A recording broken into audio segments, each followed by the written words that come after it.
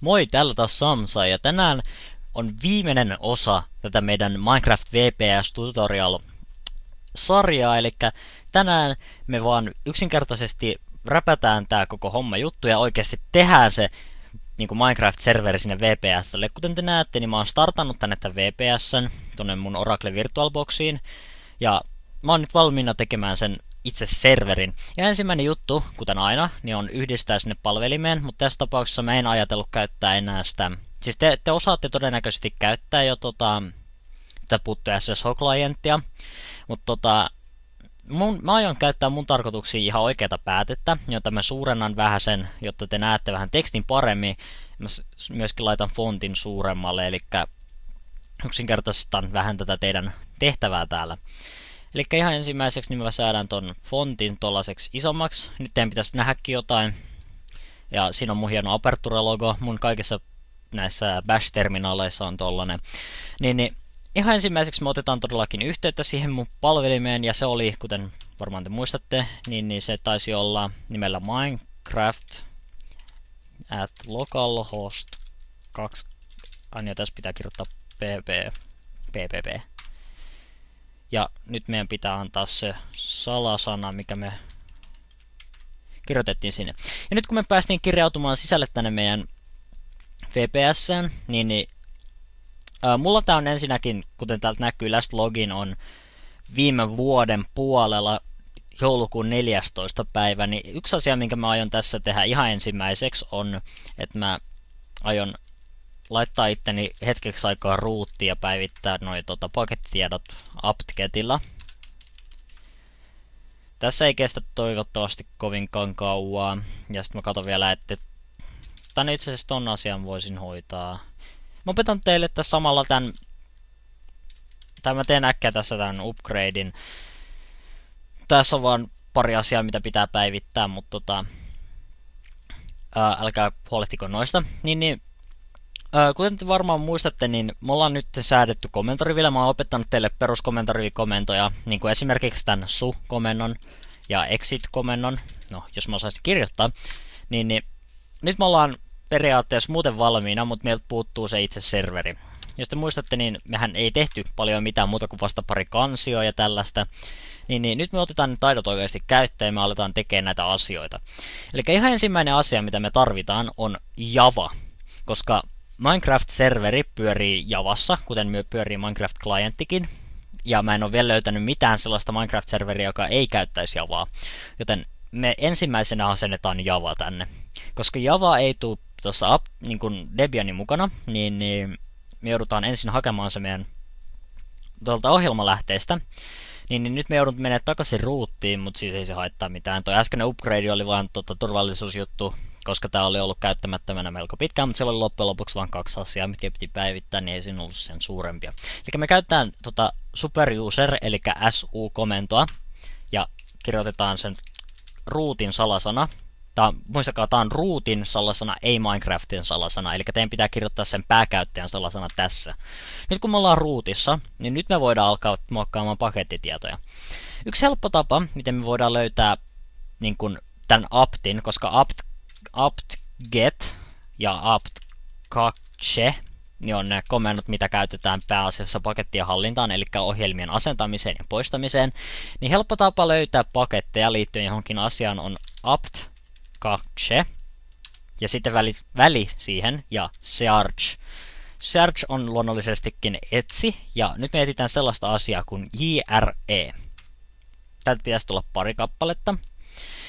Nämä, mitkä on lib, niin nämä on lähinnä sellaisia turhia asioita, mitä me ei tulla tarviimaan, mutta se mitä me etitään on OpenJDK JRE. Tässä se löytyy.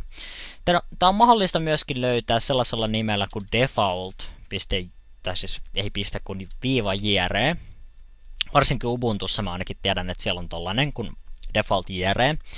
Mutta me asennetaan suoraan OpenJDK 6 jre, koska siis se on lähes kaikissa näissä Linux-distroissa on se. Nyt me, jos te muistatte, niin ohjelmia asennetaan komennolla apt-get install. Ja nyt me voi kirjoittaa tuo paketin nimi, eli OpenJDK 6 JRE. Nyt sen pitäisi hoitaa se ilmoittaa tässä nyt, että täällä on tämmöisiä juttuja, mitä halutaan ehkä asentaa, mutta näitä ei niin kuin asenneta mun mielestä oletuksena. Ja sitten tässä on ne, mitä asennetaan sitten oikeasti. Eli nyt se asentaa tänne ison kasan, mitäs täällä on, äänitiedostoihin liittyviä asioita, fonttiasetuksia, debus-asetuksia. Nämä on periaatteessa vaan kaikki siihen liittyen, että se saa kaikki tiedot hoidettua, mitä sen pitää. Ja tässä kestää jonkin aikaa. Se toiminnan jälkeen käytetään 150 megaa, ja se noudettava on 55 megaa, eli se on kohtalaisen iso asennus. Nyt mä voin sitten vähän kertoa tästä, niin kun toi hoitaa niin me tullaan myöskin käyttämään nyt sellaista asiaa kuin SFTP. Te saatatte tuntea FTPn, jos te olette joskus käyttänyt muita hosteja.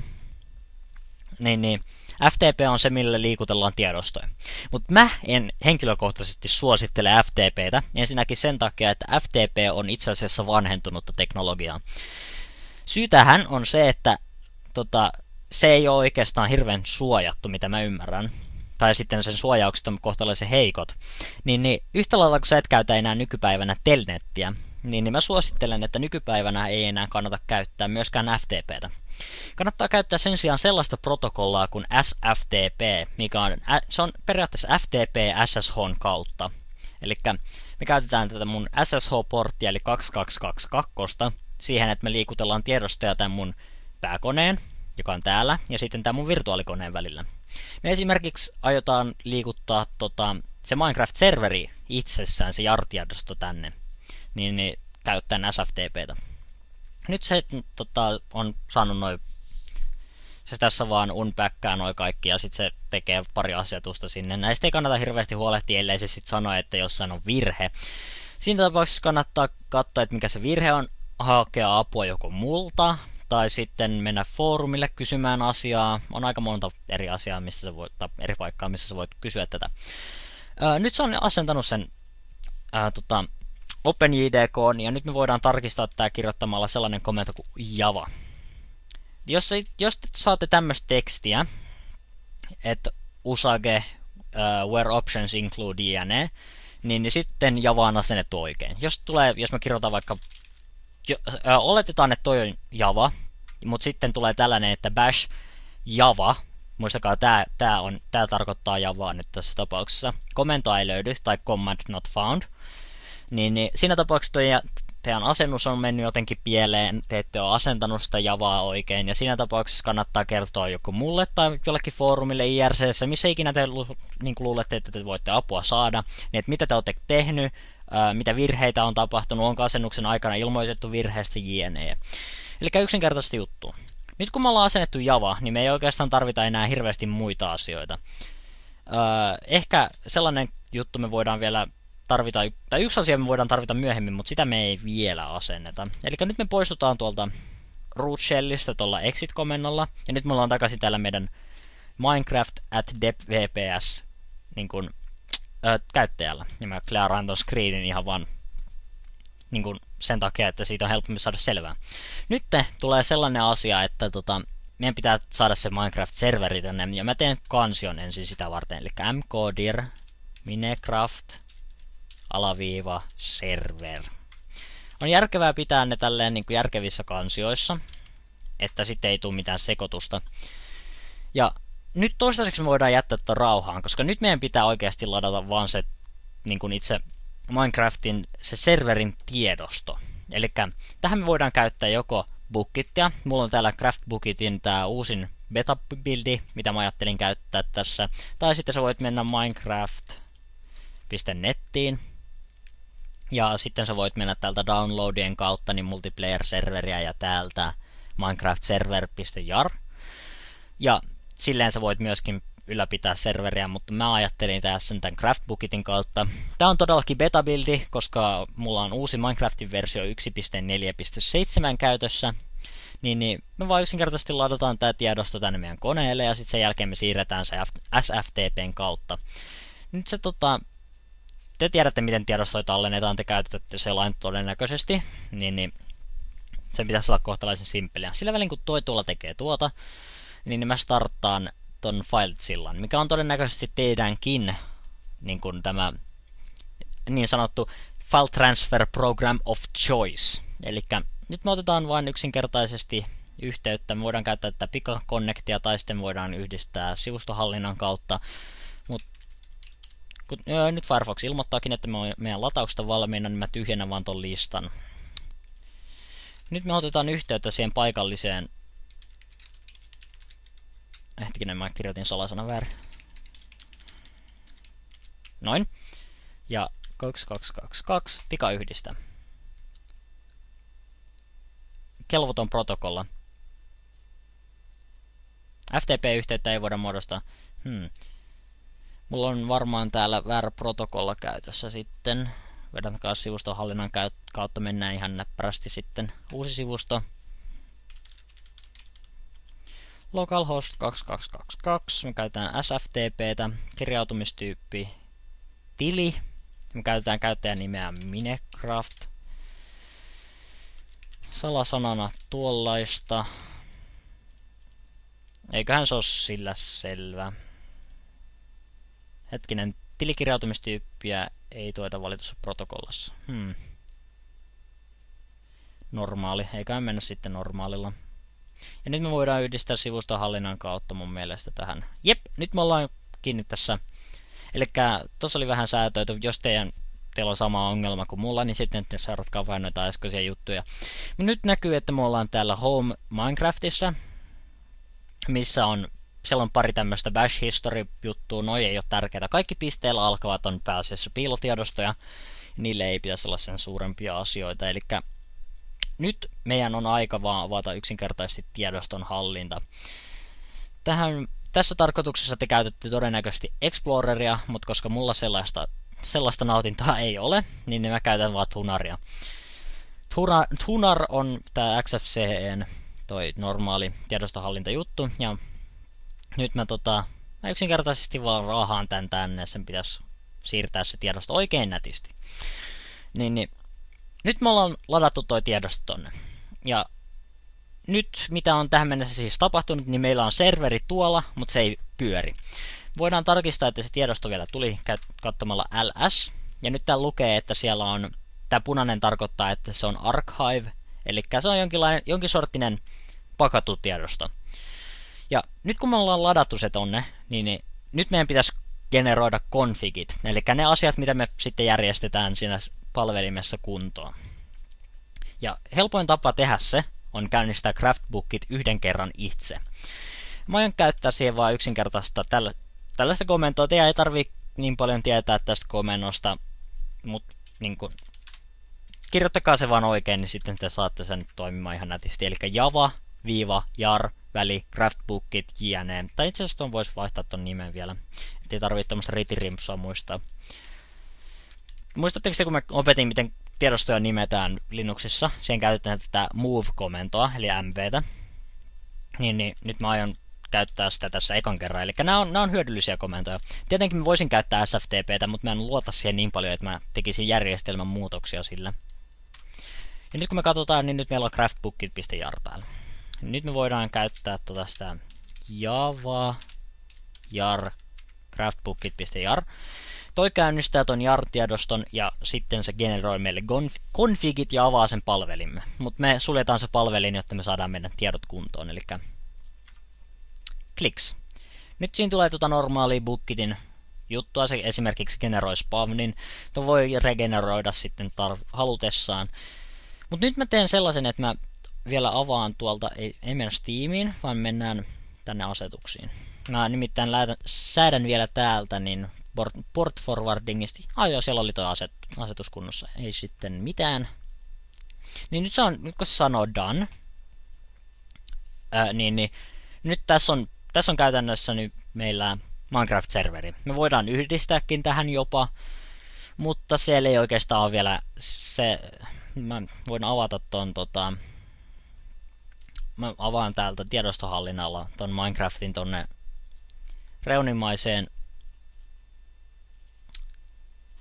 reunimaiseen työtilaan, jotta te näette, että se Minecraft-serveri pyörii kuin pyöriikin.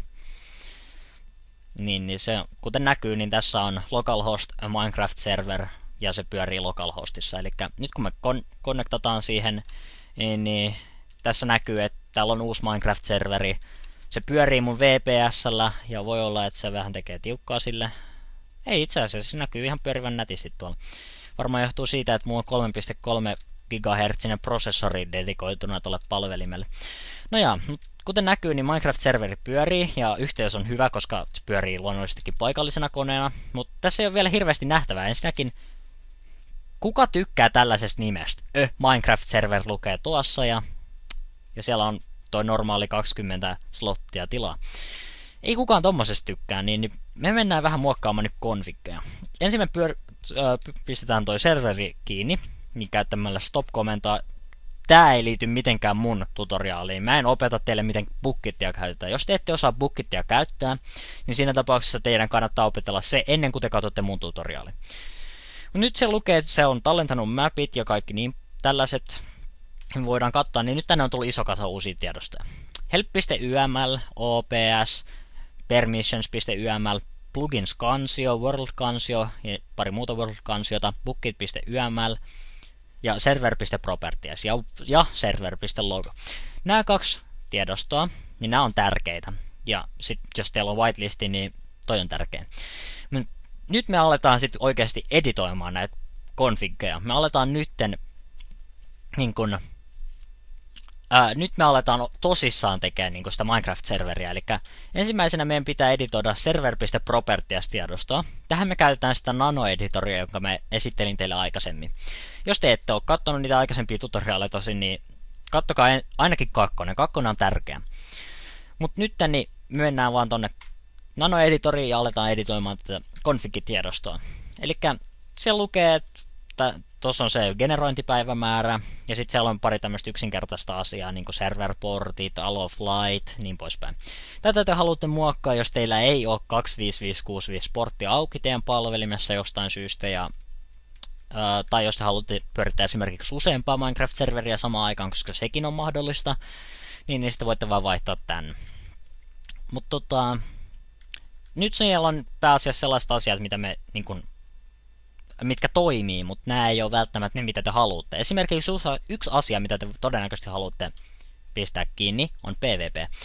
Nämä pohjautuu siihen, että siinä on asia, ja sitten yhtä suuri kuin jotain. Jotain on yleensä, se on joko tekstiä, se on numero, tai sitten se on true tai false. True ja false tarkoittaa tosi ja epätosi, jos te osaatte vähän englantia, ja teidän pitäisi, tämä on yksinkertaista säätämistä, että sä voit periaatteessa klikkailla asetuksen päälle tai pois. Ja yksi asia, mitä mä haluan tehdä mun serverillä on, että siellä ei voi tappaa toisia, eli mä pistän PvPn false. Toinen asia on, että mä haluan muuttaa tämän MOTD. Tää tarkoittaa sitä viestiä, joka näkyy siellä, kun esimerkiksi mä oon täällä, niin tässä lukee palikamine tule. Ja siellä on vähän tommosia värejä. Me ei aiota lisätä mitään värejä, mutta me aiotaan kumminkin vaihtaa tämä teksti. Eli me vaihdetaan tänne super eeppinen Minecraft serveri sähellys. Ja mä tallennan sen tässä vaiheessa, ettei me hukata mitään. Nytten, kun me käynnistetään se serveri seuraavan kerran, niin siinä lukee super eeppinen Minecraft serveri sähellys siinä koodassa, missä on tää MOTD. Nyt me katsotaan vielä, että onko täällä muita asetuksia, mitä me voidaan muokata. Esimerkiksi tässä on yksi, mikä muokataan aika usein monissa servereissä, eli online mode. Tämä tarkoittaa sitä, että pääseekö vain rekisteröidyt, eli premium-käyttäjät tänne serverille. Ja joissain tapauksissa te haluatte ehkä, että teidän ystävät, jotka ei vaivaudu maksamaan Minecraftista, niin pääsee teidän serverille myös. Ja se todennäköisesti on helppo tapa lisätä pelaajamääriä, mutta se myöskin tekee serveristä paljon turvattomamman ja se lisää griefejä ja niin poispäin. Tän te voitte haluta laittaa falselle tai pitää truuna, mikä teitä nyt miellyttää. Ja sitten tässä on max players, eli tää on slottien määrä. Tän te voitte laittaa mille tahansa nollasta, niin voitte laittaa tän 3 miljoonaa, mutta mä suosittelen, että pidätte sen semmosessa 20 tai 30, koska täällä ei tule käymään kukaan, niin se voi olla yhtä hyvin 20. Sitten täällä on muita asetuksia, esimerkiksi jos te haluatte serveri, joka on peaceful, niin voitte laittaa, että spawn monsters false, niin sitten monsterit ei tule spawnailemaan sinne, ja Sitten voitte säätää spawn protectionin, että jos te haluatte sellaisen siistin spawnin, jota kukaan ei riko, niin tuossa se on. Ja nyt on niin kuin pääasia, ja sitten tästä voi tietenkin vaihtaa vielä serverin ton mapin nimeä, jos te haluatte vaikka oman mapin nimenä sinne tai jotain vastaavaa. Ja luonnollisesti Call of Lightin, jos te haluatte, että siellä voi lennellä vapaasti, niin mikäpäs siinä.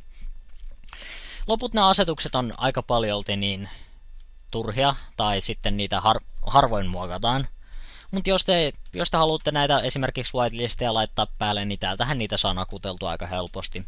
Ja niinku, mutta useisiin näihin ei välttämättä kannata koskea, ja mikä on tärkeintä, niin älkää missään tapauksessa poistako yhtään ainutta riviä täältä, vaikka te ette käyttää sitä. Esimerkiksi server IP, niin jos te ette kirjoita mitään, niin parempi pitää se vaan tyhjänä, kuin että poistatte se. Nämä configit on todella herkkiä, ja jos sä kirjoitat näihin vääriä arvoja, tai sitten sä poistat rivejä tai jotain muuta, niin saattaa käydä niin, että hullusti menee, serveri kaatuilee, ja sit sun pitää ladata ne uudet configit, ja sit se on ylipäätään rasittavaa. Niin, nyt me ollaan tän, mä tallennan sen vielä kerran, niin nyt me ollaan tän meidän server.properties-tiedon kanssa niin valmiita. Mutta nytten, jos te muistatte, niin se komento on serverin ajamisella aika pitkä.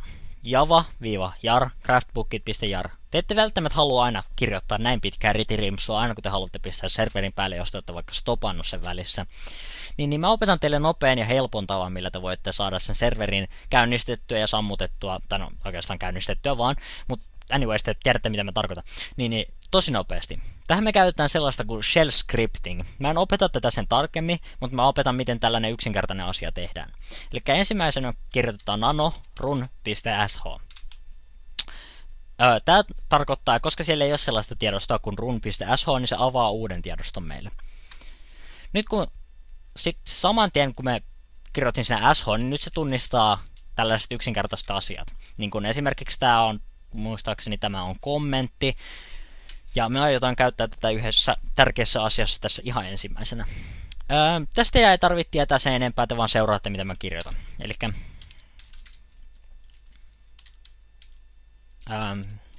bin bash.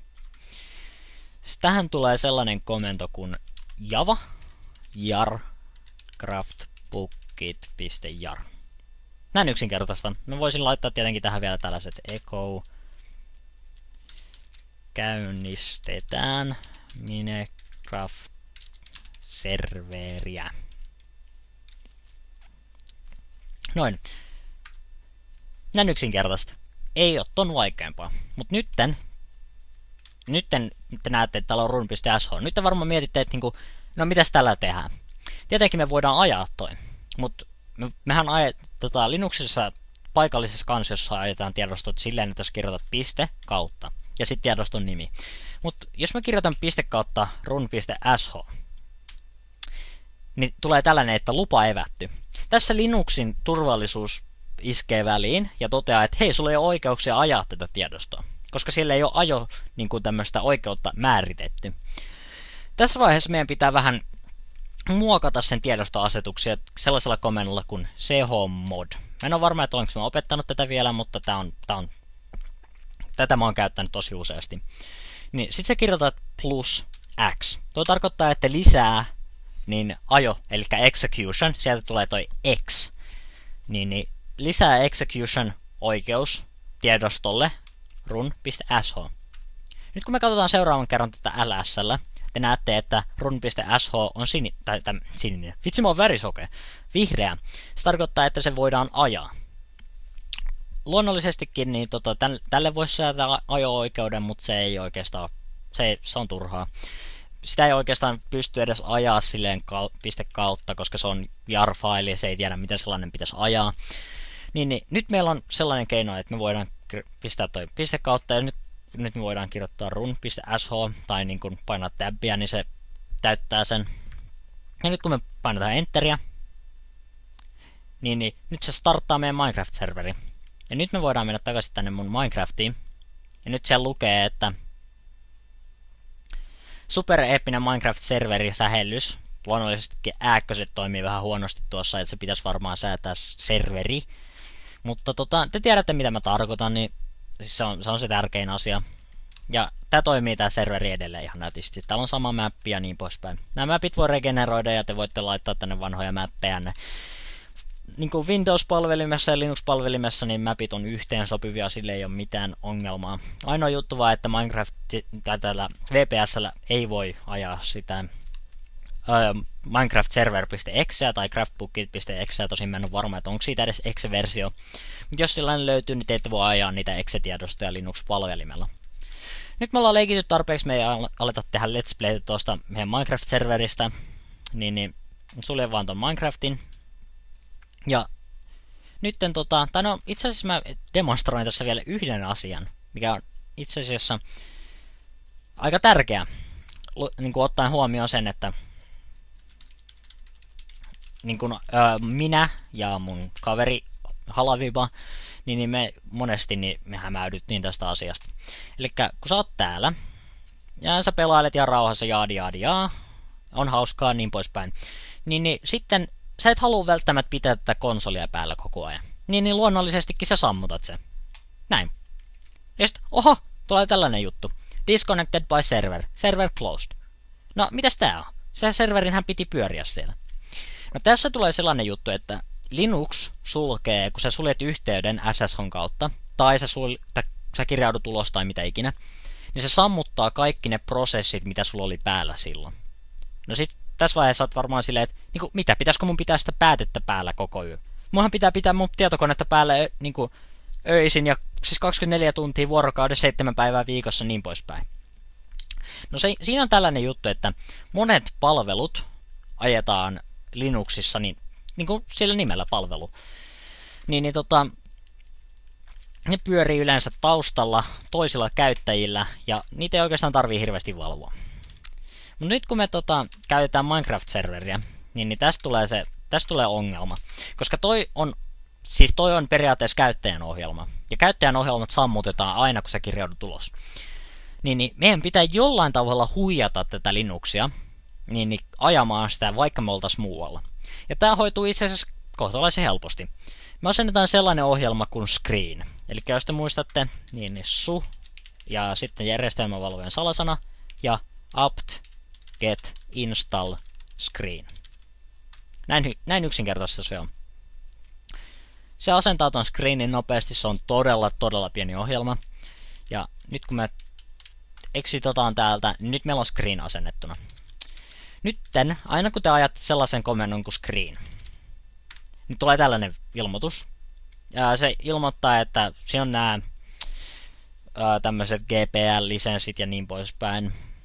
Ja sitten täällä on tämmönen hauska send book reports, fixes, enchantments, t-shirts, money, beer and pizza to screen at uni-erlangen.de. Ja nyt me voidaan painaa spacea. Nyt tää näyttää ihan normaalilta. Ainoa juttu vaan, että nyt me pyöritetään virtuaalista konsolia niin meidän normaalin konsolin päällä. Eli nyt kun me katsotaan komennolla who, joka muistatte varmaan se kertoo kuka käyttää konetta. Nyt täällä on Minecraft PTS 1. Elikkä, no mitäs hassua tässä on? No tietenkin se, että nyt meillä on täällä toinenkin käyttäjä meidän lisäksi. Tai no oikeastaan sama käyttäjä, mutta virtuaalinen konsoli. Niin nytten me voidaan tehdä tällainen temppu, että kun meillä on se run.sh täällä luonnollisestikin, me voidaan ajaa se. Kaikki tapahtuu normaalisti, kaikki näkyy ja niin poispäin. No, mitä me voidaan nyt tehdä? Me voidaan painaa sellaista näppäinkombinaatiota kuin Ctrl-A-D. Se detachaa meidät tästä konsolista. Näin. Siinä lukee detached from ja sitten siinä on sen terminaalin tää numero. Ja nytten, kun mä suljen tän, niin magiaa. Se serveri pyörii täällä edelleen. Elikkä nyt me ollaan laitettu se pyörimään sellaiseen taustaprosessiin, mikä ei sammu. Tää on Minecraft-servereillä tehty tapa, tätä samaa tapaa on käytetty beta 1.3 kai, beta 1.2, milloin ikinä, siis ihan ensimmäisestä Minecraft-servereistä asti on käytetty tätä tekniikkaa, että screenillä ajetaan ne jutut. Alun perin screenia oli tarkoitus käyttää siihen, että yhdellä terminaalilla voidaan avata useita terminaaleja, ja silleen sä voit niin kuin multitaskää. Sä voit vaihtaa sun selaimen, sun tekstieditorin, sun kääntäjän, sun sähköpostiohjelman välillä Linux-terminaalissa. Mutta luonnollisestikin nyt sitä ei hirveästi tarvita, koska mä voin helposti Ctrl-T tai tällä ja vaan miljoona terminaalia samaan aikaan. Ja puhumattakaan, että mä en aja hirveän montaa selainta täällä päätteessä. Nytten, kun siis tässä vaiheessa niin se serveri pyörii tuolla ihan rauhassa ja näin. Mutta entäs sitten, jos sä haluat vaikka mennä konsoliin opata jonkun, vaikka itses, tai bännätä jonkun, tai mennä muokkaamaan asetuksia, tai mitä ikinä. No, tää asia on helposti ratkaistu. Me kirjaudutaan samalle käyttäjälle, missä se screen oli avattu. Ja kuten näkyy, kun me kirjaudutaan sisään, niin se ei näytä meille sitä serverin konsolia. Jotta me päästään siihen serverin konsolin käsiksi, niin meidän pitää käyttää sitä screen commandin niin variaatiota. Ja se on sellainen kuin screen-r. Toi tarkoittaa, että reattach. Ja koska meillä on vain yksi screeni päällä, niin se reattachaa suoraan tänne. Ja nyt me voidaan opata Samsai täällä, koska miksi ei? Ja nyt kun me katsotaan täällä, nyt me ollaan OP. Me voidaan käyttää komentoja ban esimerkiksi. Ja nyt me ollaan suoritettu tää tärkein asia tässä. Mutta yksi ilmoitus vielä. Näitä screenejä ei kannata jättää päälle. Nyt kun me sammutetaan tää serveri, kun meillä on stop, niin nyt me ei voida oikeastaan vaan sulkea tätä terminaalia. Meidän pitäisi tehdä sellainen juttu, mitä me tehdään aina, kun me kirjaudutaan ulos, vaihdetaan käyttäjää esimerkiksi. Niin me käytetään komentoa exit. Nyt normaalisti tää sulkisi tämän terminaali, mutta koska me ollaan screenissä, niin se vaan yksinkertaisesti terminoi sen screenin. Ja nyt me ollaan takaisin meidän normaalissa ympäristössä. Kun me katsotaan täällä, niin nyt täällä on PTS 0. Ja nyt kun me ollaan täällä, nyt me ollaan normaalissa ympäristössä, eli normaalissa terminaalissa. Ja jos me halutaan, niin me voidaan aina jatkossa vetää screeni päälle uudestaan. Mutta mä näytän, koska joskus sä unohdat sitten laittaa sen screenin päälle, niin mä näytän teille nopean tavan, miten te ette unohda sitä. Ja tää on yksinkertainen asia. Sen sijaan, että tässä lukisi java jar craftbookit.jar, niin tänne kirjoitetaan screen java jar craftbookit.jar. Nyt aina, kun te ajatte run.sh, niin automaattisesti se avaa screenin, ja sitten se starttaa sen serverin, ja sitten sä voit detachaa sillä Ctrl-AD yhdistelmällä. Ja sitten sä voit reattachaa Ctrl-lla, vaan screen R:llä. Tälleen mä tein esimerkiksi Halavibacraftissa, missä mä oon käyttänyt konsolia. Ja siis tälleen mä tekisin myöskin omissa servereissä, jos mulla sellainen olisi. Mutta tässä oli tää. Ja nyt tulee enää vain yksi asia, mikä mun pitää opettaa teille, jotta saatte tämän serverin pelaajat olet tyytyväisiä ja niin poispäin. Tässä ei hirveästi ole enää tätä asiaa, että loppujen lopuksi, mutta luonnollisestikin kannattaa käydä nämä kaikki tämmöiset asiat kokonaan läpi, silleen, että ei sit tule mitään tämmöisiä sekoiluita, mä suljen ton tuosta. Turvallisuuspäivitykset. Elikkä se, että te pidätte teidän palvelimen ja teidän pelaajat turvassa. Mä suljen nyt ton Minecraft-serverin, ja huomaatte, niin toi screen ei terminoi aina, kun te suljette ton Minecraft-serverin, se on hyvä asia. Te muistatte, kun mä käytin sitä apt-get update-komentoa, se päivittää teidän ohjelmalähteet. Elikkä nyt se hakee vaan tuolta Debianista uudet noi pakettiluettelot, ja sitten sen jälkeen mä kirjoitin apt-get upgrade. Linuxissa on kaksi asiaa, mitkä pitää Linuxin turvassa. Ja ensimmäinen asia on hyvä salasana, ja toinen asia on päivitykset. Jos te ette asenna päivityksiä, niin 2 vuodessa teidän toi VPS on niin täynnä turva-aukkoja, että sinne on käytännössä niin helppo päästä, että sun ei tarvii edes vaivautua hakkerina hirveän paljon. Aina kannattaa asentaa turvallisuuspäivitykset. Oli se sitten Minecraft-serveri, oli se sitten web-sivu, oli se sitten virtuaalinen työpöytä, ihan mikä tahansa. Niin päivitykset on asennettava aina säännöllisesti. Tietenkään noita ei joka päivä tarvii vahtia, niin kuin varsinkin Debianin kanssa, niin päivitykset tulee melko hitaasti. Koska tää ajaa vanhaa ohjelmistoa, joka on todella todella luotettavaa. Tää ei kaadu juuri milloinkaan. Niin, äh, siis joskus ehkä kerran kuukaudessa niin voitte asentaa noi päivitykset, niitä saattaa tulla sellainen 1 tai 2. Ehkä jos jonain päivinä saattaa tulla enemmän. Ja sit niin kun, siinä on niin kun tärkeimmät, eli hyvä salasana luonnollisestikin joku muu kuin password 123, koska nehän menee hetkessä. Ja niin kuin näin. Tässä ei ole enää hirveästi mitään asiaa multa. Mä saatan tehdä jatkotutoriaaleja, mikäli te tarvitsette niitä.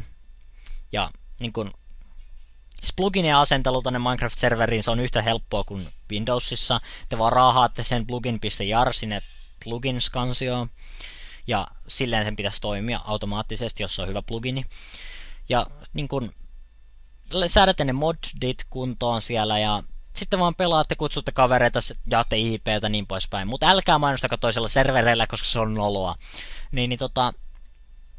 Jos te haluatte, mä voin jatkossa tehdä jotain tutoriaaleja, esimerkiksi miten nettisivut perustetaan tällaiselle VPSlle. Mä en ole hyvä siinä, enkä väitä olevani paras siinä, mutta mä osaan tehdä sen ainakin jotenkin. Ja jos te tarvitte jotain lisätietoja, niin kertokaa mitä te tarvitte, niin mä saatan neuvoa teitä joko kommenteissa videolla tai jotenkin vastaavalla tavalla.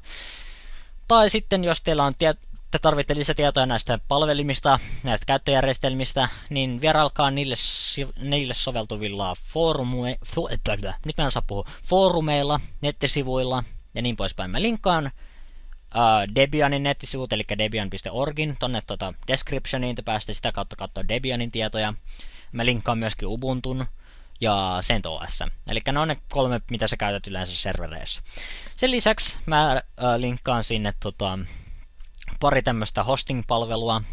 Mä itse suosittelen finhost.tk:ta, koska ensinnäkin sen omistaa mun kaveri Lippis, ja sitten se on, niin kun, se on NitroHostin reselleri, ja siellä on tukikunnossa, eli siellä kaiken pitäisi olla ihan täydellisesti.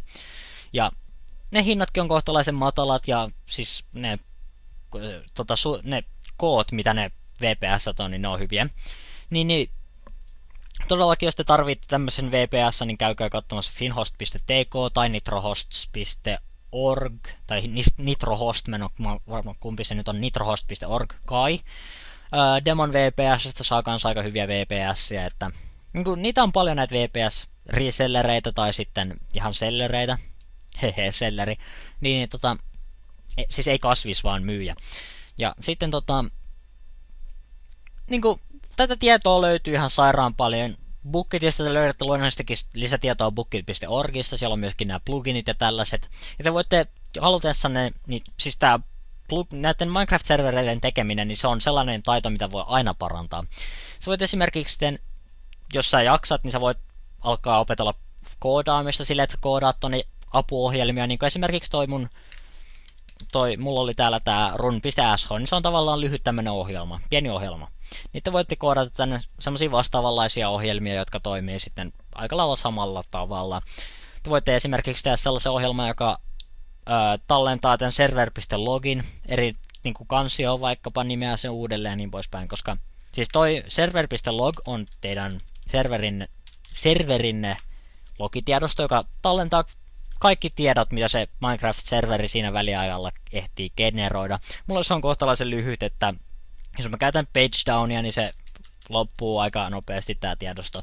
Mutta tänne tulee niin kuin näkyviin kaikki nämä, että se on tallentanut tiedostot, mitkä serverit on kaatunut, tai niin kuin mitkä pluginit on kaatunut. Se ilmoittaa, jos serveri kaatuu. Siellä näkyy, että konsole opped samsai, ja sitten täällä näkyy, mitä komentoja tyypit on ajanut. Se näkyy, milloin serveri on stopattu, ja luonnollisestikin kellon ajat ja päivämäärät. Eli hyödyllistä tietoa, varsinkin jos pitää selvittää jotain grieffauksia. Mutta niinku, tää on sellainen, mitä voidaan jatkuvasti kehittää, ja siis tää ei ole todennäköisesti tää Minecraft-serveriden hostaaminen lähiaikana vielä katoamassa. Minecraft-serverit on todella tervetulleita mun mielestä. Ja tässä oli tää, että jos te tarvitte todellakin tietoa, niin heittäkää kommentteihin. Mä vastailen ainakin sellaisiin asioihin, mitä on syytä vastata, ja niin kuin mahdollisiin epäkohtiin, niin mä neuvon sitten. Ja siis ei tässä ole enää muuta, niin Nähdään seuraavassa videossa.